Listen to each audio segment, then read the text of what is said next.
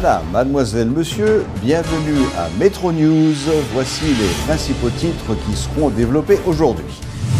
Le président de la République annonce ce vendredi que les discussions se poursuivent en vue de la désignation du prochain locataire de la primature qui, selon lui, doit être à la hauteur des défis auxquels le pays est confronté.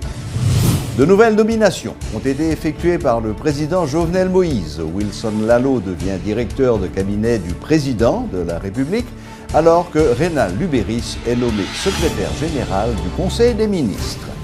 Haïti accueillera en décembre prochain la 32e conférence internationale des barreaux de tradition juridique commune qui se déroulera sous le thème « Alternance politique et attractivité économique ». Une campagne de sensibilisation a été lancée ce vendredi. Les discussions se poursuivent autour des critères devant aboutir au choix du prochain Premier ministre. C'est ce qu'a déclaré le président de la République lors d'une visite de courtoisie au ministère de l'Économie et des Finances ce vendredi. Selon Jovenel Moïse, le prochain locataire de la primature doit être à la hauteur des défis auxquels le pays est confronté. Cependant, le chef de l'État indique que le choix doit se faire dans le calme et dans la sérénité.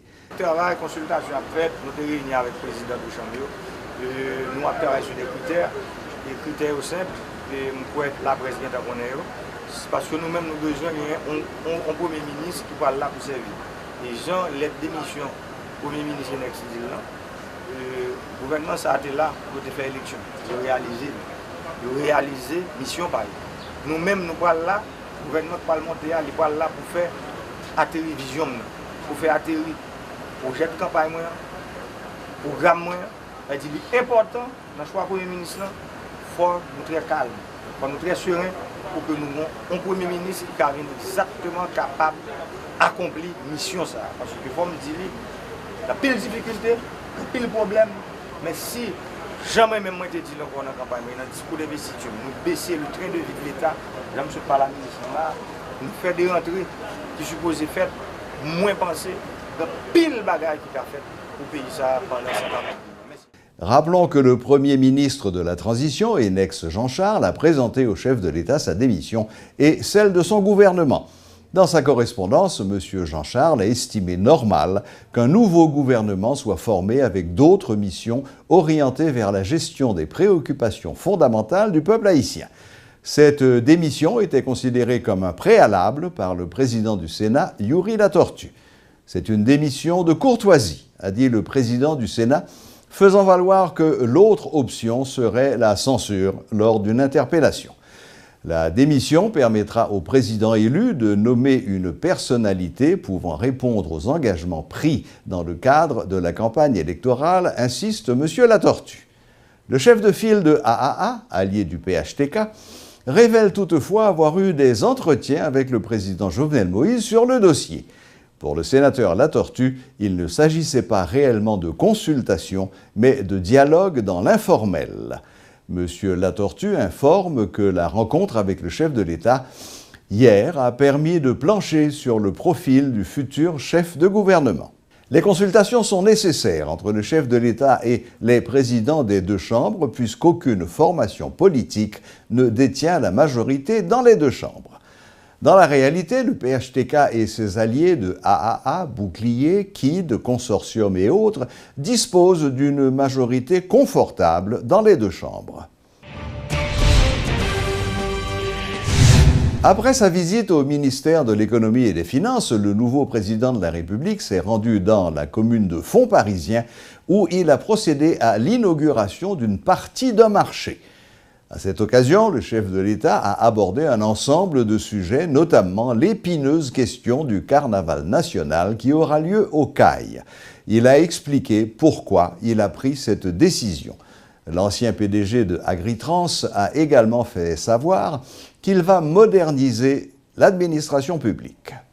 Haïtiens toujours dit, nous sommes peuple qui souffre, c'est parce que dirigeants ont les yeux, mais ils pas ouais.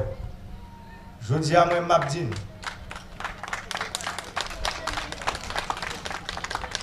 Nous bon pouvoir, nous pas bon pouvoir mal jouer.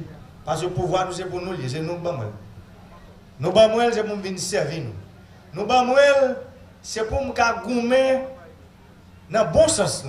Ce n'est pas bataille avec ni manchette ni âme, mais goumer dans le bon sens pour nous changer la mentalité négative dans le pays. Si un groupe de monde qui réfléchit que le pays d'Haïti c'est pour un groupe seulement, pas pour l'autre, les gens qui fait hypocrisie tout le temps. C'est un coup, moi songé, l'homme au caille m'a parlé devant 45 000 personnes. Tout le monde a besoin de seul bagage carnaval. Moi, je offre carnaval là au caille. Mais pour une raison ou pour l'autre, on va toujours joindre en résistance. Le pays a trop d'hypocrisie, il faut nous regarder l'autre dans les yeux. Nous tous avons fait solidarité avec Okaï. Il y a des gens qui croisent que tu as un petit caisse locale pour Okaï. Je dis, pour qui ça nous pas fait solidarité avec les gens dans le sud? Pour nous arriver, si nous avons 15, 20, 30 millions de gens qui arrêtent la caille, aidez pour 15, 30, 20 millions de gens qui arrêtent la caille. C'est solidarité ça. C'est lui, je dis, nous demander. Qui vous permettre de remettre l'autre là. Pour nous capables de faire sans hypocrisie. Moi, je dis nous, l'État là pour le servir. Moi-même, comme chef de l'État, je vais faire l'État servir nous. Parce que l'État est là pour le servir nous. L'État n'est pas là pour le craser nous. L'État n'est pas là pour le venir jouir. L'État est là pour servir nous. Ça veut dire que chaque monde qui travaille dans l'État, son serviteur ou là pour servir. Même avec moi, M. Président, M. chef d'État, moi là pour me servir nous. Moi là pour me servir nous, moi là pour me tendre nous, pour me comprendre le problème. Il y a pile problème. Nous ne pouvons pas résoudre tout.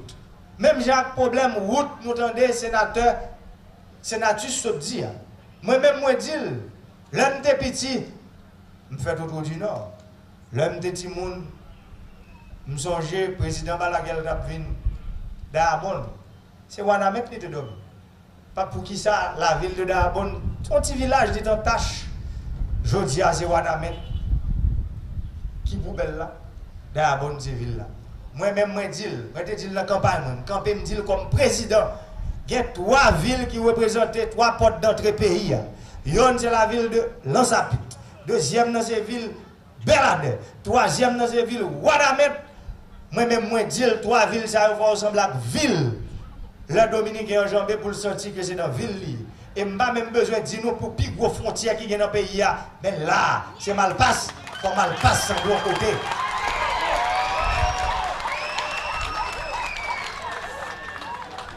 Et même moi dis, je me dis, au cas où dans ça te fait pile couler, mais moi c'est moi président du pays aujourd'hui, l'aime John Bagay, faut le faire.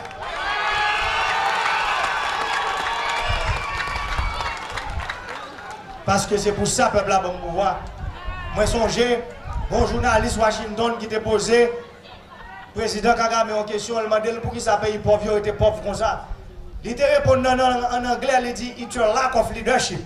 Le peuple bon pouvoir, il n'est pas bon pouvoir pour tout le monde content. Il est bon pouvoir pour lui-même pour le content. Le peuple là pour me faire nous content. Et je vais le travail pour nous content. Je vais le travail pour l'argent l'État suspendre gaspiller. Je vais le travail pour l'argent l'État aller dans ça qui est nécessaire pour nous. Avant, au monde vient dire mon projet qui est bon, il faut me connaître position magistrat. Il faut me connaître position Kazek là. Ou pas qu'à chuter dans Port-au-Prince pour dire mon projet qui est bon. Pour les parisien, est-ce que les gens parisien disent ça? Les gens parisien de voter magistrat. Les gens parisien de voter Kazek. Les gens parisien de voter Azek. De voter délégué ville. Pour me parler avec eux, ils viennent à mon projet dans le palais. Ils même pas le droit pour entrer dans le palais. Ou pas qu'à venir dans mon projet dans le palais parce qu'on a un amour qui bien avec qui permet de entrer. Et puis là, on finit pour camper pour me boire comme là pour venir faire projet pour les parisien. Il ne va pas faire comme ça.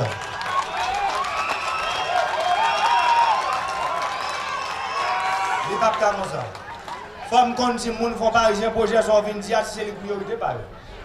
Priorité pas c'est eux même que m'a respecté parce que c'est peuple qui bon pouvoir et c'est pour peuple là moi travailler. Merci à vous.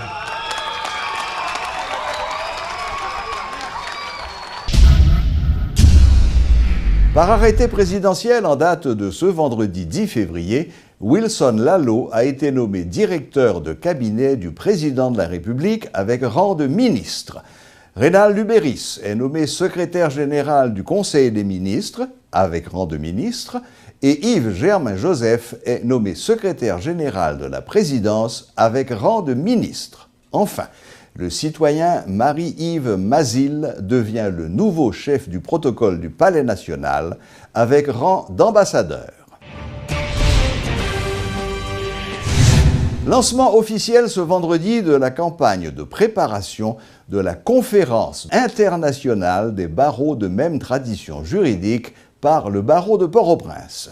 Cette campagne vise à sensibiliser les pouvoirs publics sur l'importance de cette conférence censée réunir 1500 avocats venus de différents pays et qui se tiendra en décembre prochain à Port-au-Prince. Tour à tour, les précisions du bâtonnier Stanley Gaston et du conseiller de l'ordre Montferrier Dorval. Nous avons aimé qu'un événement pareil, que porter quelque chose pour Haïti, à tous les niveaux. Sur le plan touristique, ça va permettre que l'hôtel fonctionne, ça va permettre que les commerces en général, les gens qui vont l'acheter, va fonctionner, restaurants, bars, tout bagage artisanat, bibliothèque, nous va fonctionner tout. Et au cours de ces IBA, toujours un volet culturel. C'est l'occasion pour nous véritablement mettre en valeur la culture haïtienne. Mais ça, nous pensons que beaucoup plus important, c'est que CIBA n'est pas prêté seulement un événement en Haïti.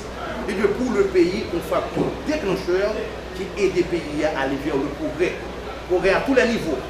Le fait que les gens qui rentrent dans le pays, il y a un message que nous voyons. Ça veut dire que Haïti est un pays que les gens qui fréquenté. Et les gens qui viennent, ce n'est pas n'importe qui qui vient. Nous disons que c'est une fleur à travers le mondial du droit à venir. Donc, c'est vraiment important. Il faut que le pays, il faut que l'ensemble des secteurs nous capitaliser sur ça pour que nous vendons le pays autrement et pour que le pays soit capable de prendre notre direction.